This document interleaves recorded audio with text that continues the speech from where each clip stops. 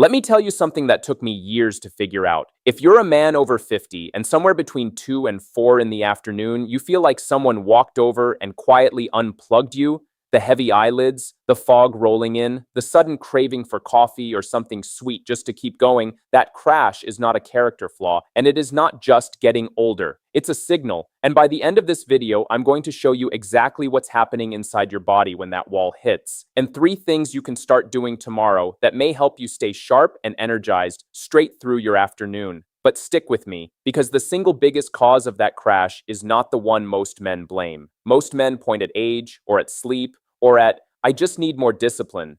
The real driver is something happening at the level of your blood sugar, your stress hormones, and your testosterone, all 3 talking to each other in a conversation you've never been told about.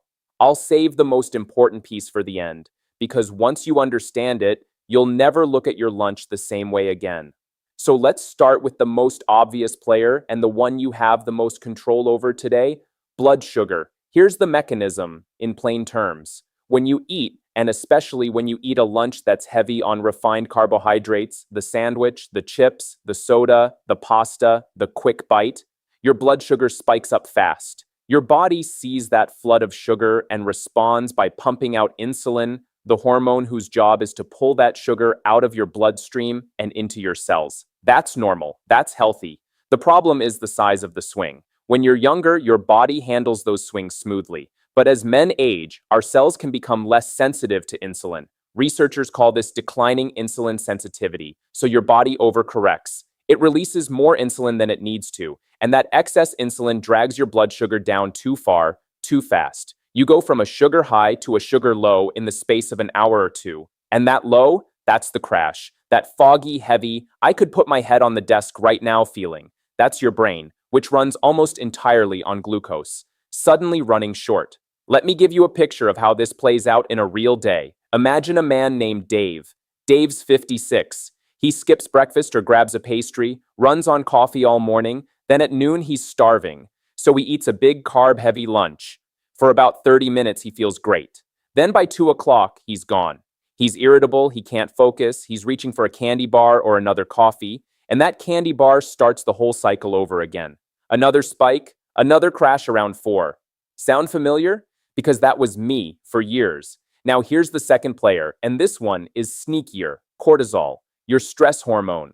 Cortisol is supposed to follow a natural daily rhythm. It's high in the morning. That's part of what wakes you up and gets you going, and it gently tapers down through the day. But chronic stress, poor sleep, too much caffeine, and those very blood sugar crashes we just talked about can throw that rhythm out of balance. Here's the connection most people miss. When your blood sugar drops too low, your body treats it as an emergency. And what does it release in an emergency? Cortisol and adrenaline to force sugar back up.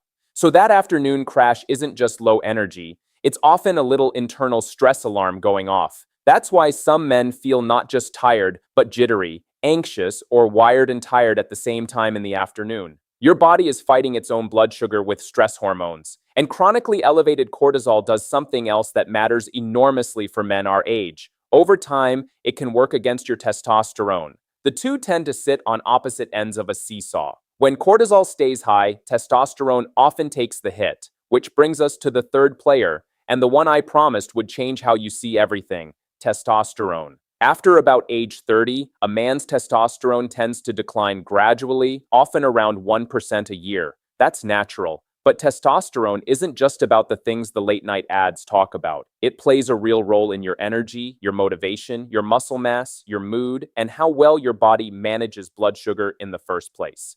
Here's the part that ties this whole video together. Low testosterone is linked with reduced insulin sensitivity. And reduced insulin sensitivity means bigger blood sugar swings. And bigger blood sugar swings mean more cortisol. And more cortisol can further suppress testosterone.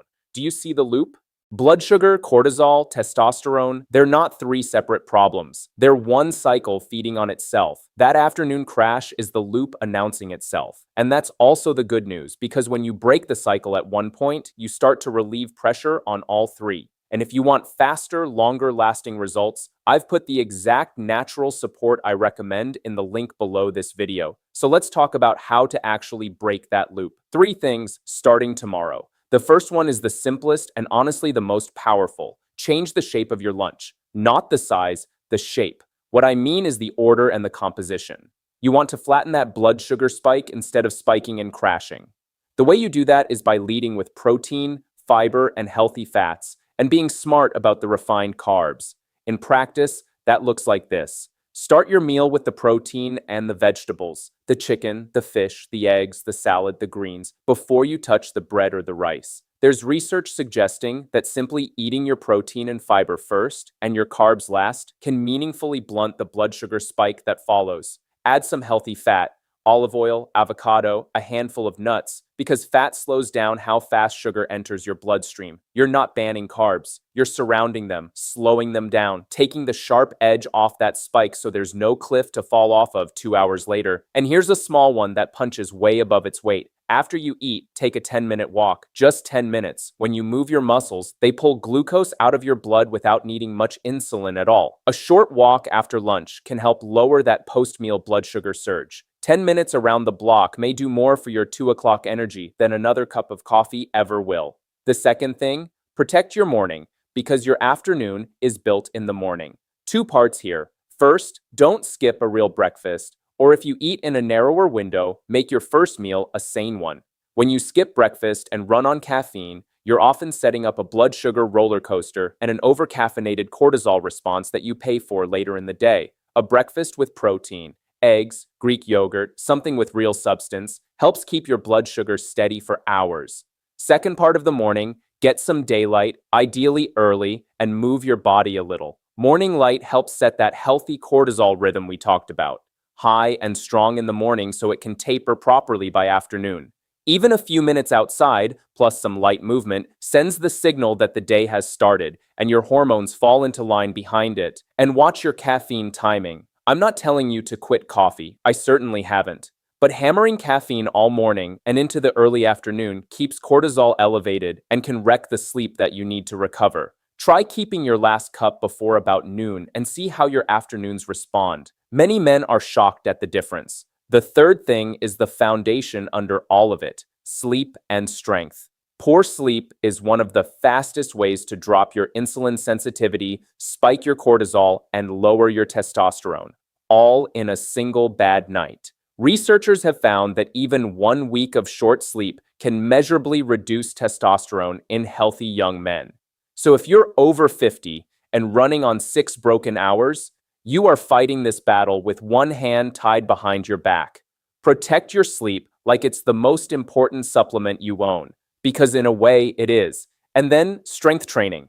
This is the lever men our age underuse the most. Building and keeping muscle is one of the best things you can do for your blood sugar, because muscle is where your body stores and burns glucose. More muscle means a bigger buffer against those spikes and crashes.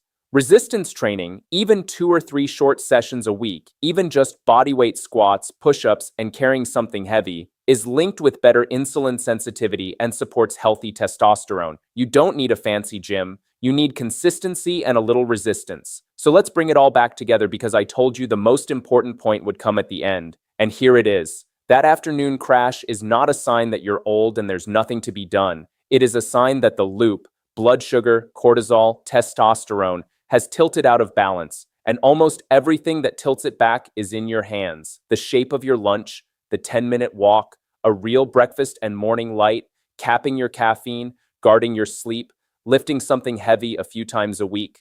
None of these are dramatic, but stacked together, day after day, they can rebuild steady energy that doesn't collapse at 2 in the afternoon. You don't have to do all 6 tomorrow. Pick one. The post-lunch walk maybe, or eating your protein first. Win that for a week, then add the next. That's how this actually changes. Not in a heroic burst, but in small, repeatable wins that compound. If you want to go further and give your body more direct support while you build these habits, I've put the exact natural support I recommend in the link below this video. Go check it out. Listen, you've got a lot of good years and a lot of strong afternoons ahead of you. Your energy isn't gone. It's just waiting for you to stop feeding the cycle that drains it. Start small, stay consistent, and give your body a few weeks to respond. You might be surprised at how much of the man you remember is still right there under the surface, ready to show up again. Take care of yourself, stay strong, and I'll see you in the next one. And just so we're clear, Everything I've shared today is general education to help you ask better questions, not medical advice. For anything specific to your health or your medications, talk with a qualified healthcare professional who knows you.